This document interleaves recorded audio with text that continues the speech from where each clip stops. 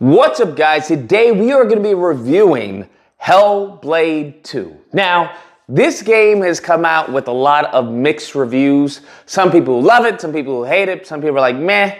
And I gotta say, I'm a little confused on that, all right? I don't think it should be that mixed. Because let me just come out and say this. Hellblade 2 is Hellblade 2, all right? And what I mean by that is that it's not Spider-Man 2. This isn't The Last of Us. This isn't Doom.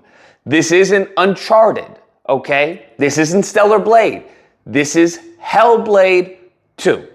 Now, if you played Hellblade 1, and I would advise everyone who's looking to play Hellblade 2 to play Hellblade 1 just to remind them of what the gameplay was. Because I heard a bunch of, reviewers talking about, oh, this is a step back. Oh, this isn't, I don't know what happened to Hellblade. They doubled down on everything.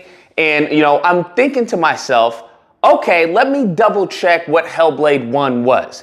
And Hellblade 1 was essentially walking, combat, and puzzles. That's what Hellblade 1 was about, all right? There wasn't any great deviation from what they had set up. And when it comes to doubling down on what they did in Hellblade 1, well, duh, it's Hellblade 2. Of course you're going to double down, right? And I think that's exactly what they did. So if you enjoyed Hellblade 1, well, Hellblade 2 is right up your alley because it's more of Hellblade 1, with higher fidelity. And let me just say, when it comes to Hellblade 2, the issues that I had with the game, because I did enjoy the game. Overall, I did enjoy the game. But the issues, and I think a lot of people that are suffering with this, is that in Hellblade 1, because I went looked at Hellblade 1 to see if I was off on my beliefs for Hellblade 2, and the difference between Hellblade 1 and Hellblade 2 is really combat and puzzles. So in Hellblade 2, there's not that much combat, right? And you remember the three things I said Hellblade was? Combat, puzzles, and walking. And in Hellblade 2, the puzzles aren't really as frequent as they were in Hellblade 1. And the puzzles aren't really anything complicated. So what they have done is they hacked off combat and they've hacked off puzzles. What does that leave you with? Leaves you with walking. And there's a lot of walking. Now, how they try to supplement this walking is by introducing characters. Now, people may think, have different opinions on this, but when it comes to the characters, I don't mind the characters. I think that's a great addition. I think that's awesome if they had done it awesomely. Because I think when it came to the introduction of the characters, it comes off a little flat. So you have these three characters, not really spoiler, but you have this one dude, you have this one girl, and you have an older guy. Older guy, I don't really know much about. To be honest with you, I know, they show this in the trailer that we rescue him. But other than that, I don't really follow his narrative or what his game plan was. Maybe I wasn't listening or paying attention, but he didn't really, come off as interesting to me. First guy, we're introduced to him in the beginning, where, he's a slaver and he's trying to kill us. And we have him throughout the narrative. He was more interesting than the older guy. But I don't know, there's something up with his facial features or something, because we'll get to the graphics, but everyone is very highly detailed, and his face just comes off as like a blank piece of paper. It just comes off as like, blank Play-Doh or something. But nevertheless, his character in and of itself was all right. Nothing to write home about. The girl is a warrior similar to Senua. She's cool. I didn't really listen to her narrative while we're supposed to be listening to her narrative, because a lot of walkie-talkie, okay?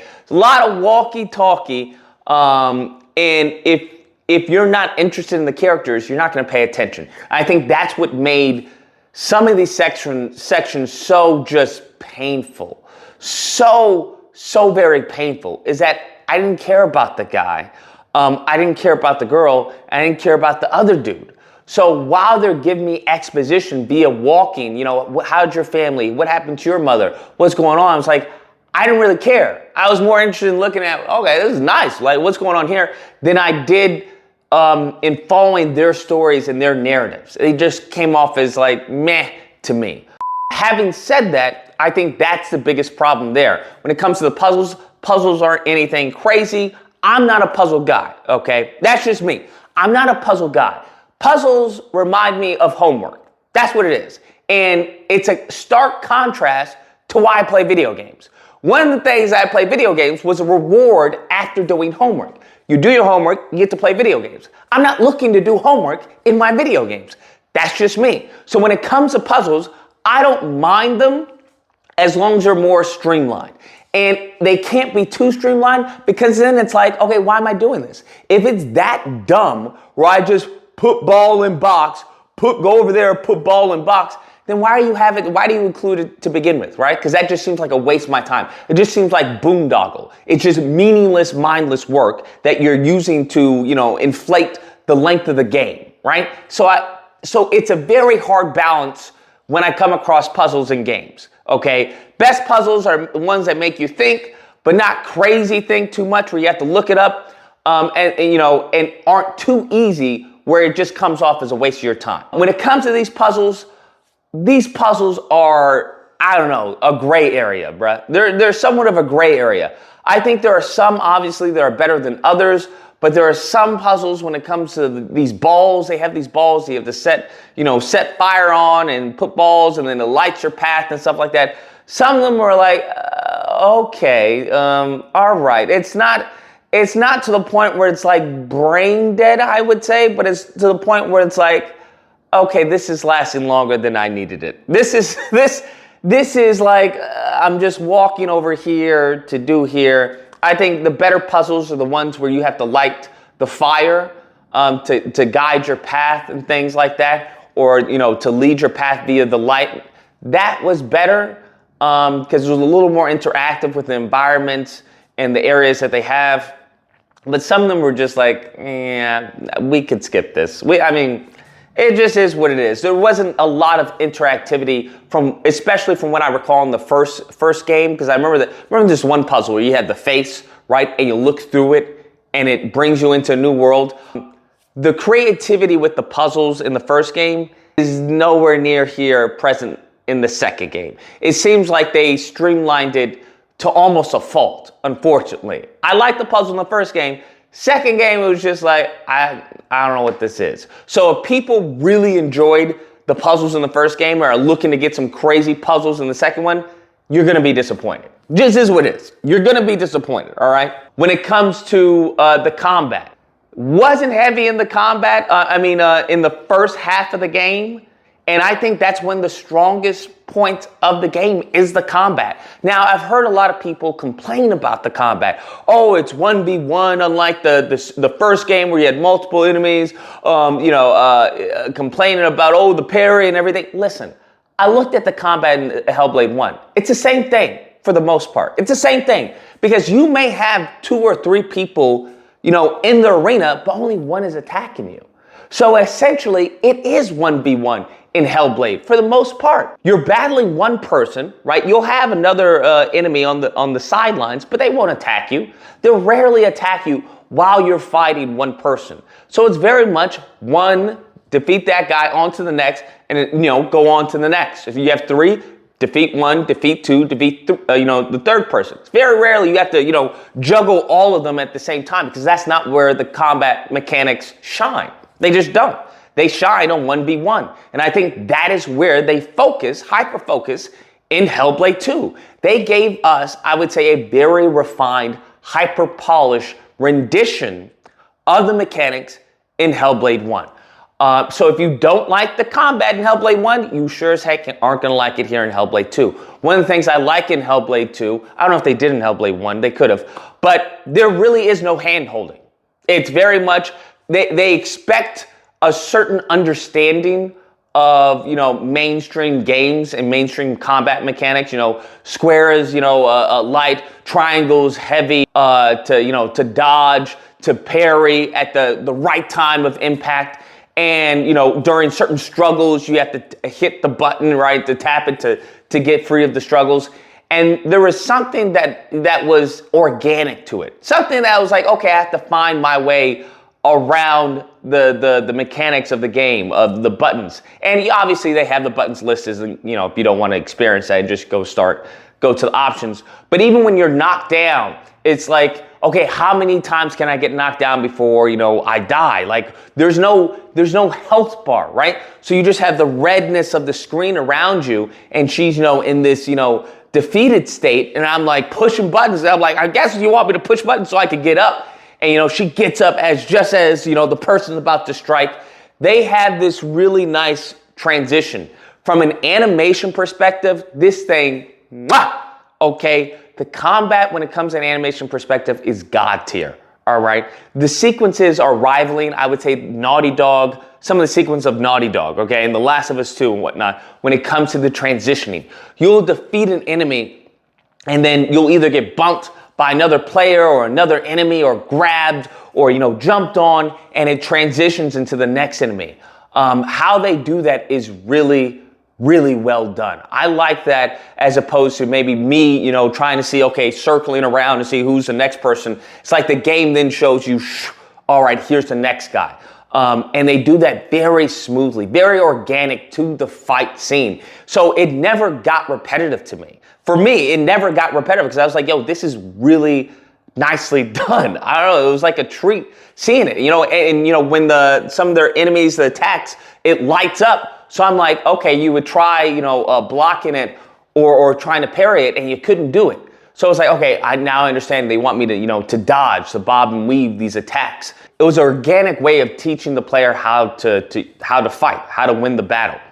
And I further enjoyed it immensely. It heightened everything towards the latter half of the game. The reason why I say the latter half of the game is that there are characters involved in the latter half of the game that flesh out the slaver and why he's doing this, why he's, garnering, slaves and everything. And I really enjoyed the story once that fleshes out of why these titans come, why they exist and everything.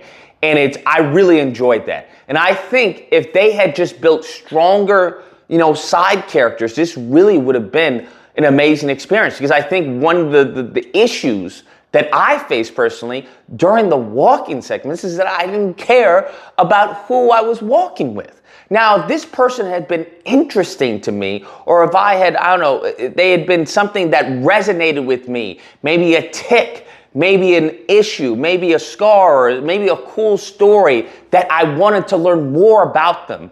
Their personalities, I think that's what it is. There is one strong personality, I would say, in the game, and it's the latter half of the game. The other two, the other three characters or so, it's flat. They come off as flaccid, right? There's no intriguing personality behind these characters for me, which kind of, took me out of the experience, because it would have definitely heightened the game if I was listening to someone who was like, hey, I want to know more about this character. Like, how did you lose your leg? How did you get that scar? Like, why, how did you get trapped? What happened to you as we're walking to the next, puzzle or the next destination or wherever we're going? So taking that out, it's just really, it's like Death Stranding, but times 10 when it comes to quality and fidelity of the graphics. When I say the graphics in this game, I say we're here. Okay, when it comes to photorealism, I don't know how they did it. I don't know how, but this is God tier. This is God tier. And I got probably towards middle half of the game, where I realized that I could pause at any time and move the camera. Like, everything is in engine, right? There is not a render cutscene. It's in engine, bruh. And it looks God tier. It looks photorealistic. And I was just blown away, bruh. Just blown away. Like, some of the details, if you go really close to some of the textures, you can see that they're not high res. But if you zoom out, man, this is how you do it, bruh. This is how you optimize a game. This looks phenomenal. It looks phenomenal. I can't stress how beautiful, how detailed the characters, the scenes, the lighting, the transition, everything is freaking awesome. I have never had this much fun in photo mode in quite some time, to be honest with you, because it's like every movement's a picture. And the fact that during like, the cutscenes, quote unquote, that I can pause it and turn around and see the lighting and see, the characters, and it's really a treat, man. It is a treat on the eye, I will say. Overall, this game is solid. For me, this is game of the year for me. I see this beating out every other game, and here's the thing that I think many people are missing. This is Hellblade 2, okay? What they were aiming for, what they were striving for, I think they hit it out of the park. I think they very much hit it out of the park. I would give this, maybe a 9 or an 8 for what it's trying to achieve. Not in comparison, right? It's not like trying to compare, I don't know, Pac-Man to Uncharted, right? I don't think that wouldn't be a fair comparison. It's not trying to compare Stellar Blade to Street Fighter 6. I don't think that would be a good comparison. What they are trying to do, which was a heavy narrative, which was always the case from the first one, but combat and puzzles, they fall short on puzzles. I think they fall short on puzzles, but they hit it out of the ballpark with combat. The only problem I have with combat is that there's not enough of it. Of Hellblade 1, there was combat all throughout the game. In Hellblade 2, there's not that much combat. It ramps up extremely towards the latter half, the end of the game. But I'm like, I wish they had sprinkled in more combat throughout the game like they did in Hellblade 1. I don't know what to tell you. If you did not like anything of Hellblade 1, then you're really not going to like Hellblade 2. I think they took what they had of Hellblade 1 and they put some polish on it. The story, I loosely followed the story from what I gathered, and I enjoyed the story. I enjoyed the story. Like I said, it really ties together nicely at the end. But overall, I say game of the year.